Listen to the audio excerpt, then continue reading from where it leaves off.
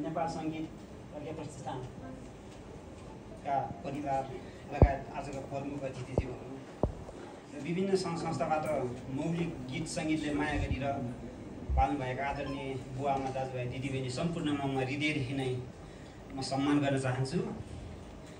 र यो मौरी बाजा अघि हाम्रो अध्यक्ष साहबले भनिसक्नु भएको छ, गोठ मेलापातमा एक्लै हुँदा बजाउने बाजा हो यो। र यो बाजालाई जहाँसम्म नेपालीको अघि धेरै साथीहरूले धेरै कुरा गर्नुभयो, हाम्रो नेपाली मौलिक बाजाहरू मलाई जहाँसम्म मैले पनि इन्टरनेसनल फेस्टिभलमा जानी नजानी भाग लिने मौका पाएँ 2-3 चोटि। जस्तै गिटारको कुराहरू हुन्छ, मसिना मसिना भाइ बहिनीहरू हुनुहुन्छ अहिले यहाँ, सबै गिटारमा रमाइरहेको हुन्छन्। आफ्नो रमाउन त पाइन्छ, तर आफ्नो नेपाललाई प्राथमिकता दिएर रमाए अझै राम्रो हुन्थ्यो। त्यसमा सबै गिटार कुन देशको बाजा छ उही देशकोले बजाइदिएछ, आफ्नो देशको सबै विदेशी बाजाहरू बजाउँछ, अब नेपालले बजाउने के हो त? जबसम्म आफ्नो देशलाई चिनाउनुको लागि इन्टरनेसनल फेस्टिभलमा म्युजिक फेस्टिभलमा भाग लिन्छ त्यतिखेर बल्ल आफ्नो देशको बाजा के रहेछ भन्ने महत्त्व थाहा हुँदो रहेछ। यसमा नेपाल सरकारको पनि त्यति ध्यान त पुगेको छैन। म यसमा 2-3 चोटि भाग लिएको थिएँ, मौरी बाजाको लगायत मौलिक गीतहरूको इन्टरनेसनल फेस्टिभलमा भाग लिन मौका पाएको थिएँ। र यो बाजा विदेशीहरूले धेरै मन पराउने बाजा यो।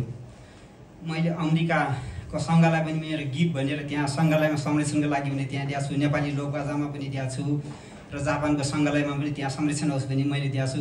त्यति यो बाजा डबल बजाउनु पर्ने हो, तर पिपिरी मिलाएको छैन। त्यति पिपिरी साह्रै असिलो छ, त्यस कारणले हाम्रो मामाहरू दाईहरूले साथ दिँदै हुनुहुन्छ।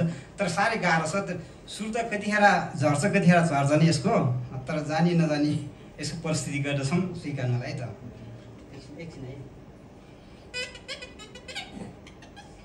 यस्तो हुन्छ यो।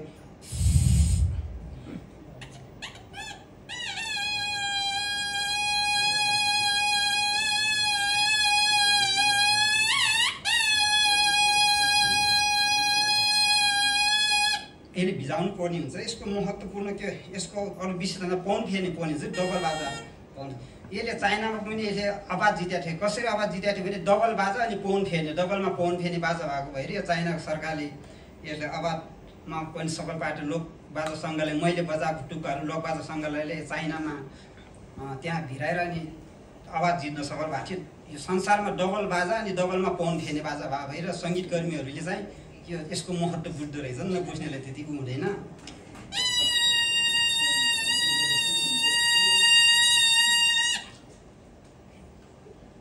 म सिङ्गल बजाउँछु है, तैँले खास डबल बजाउने एकछिन।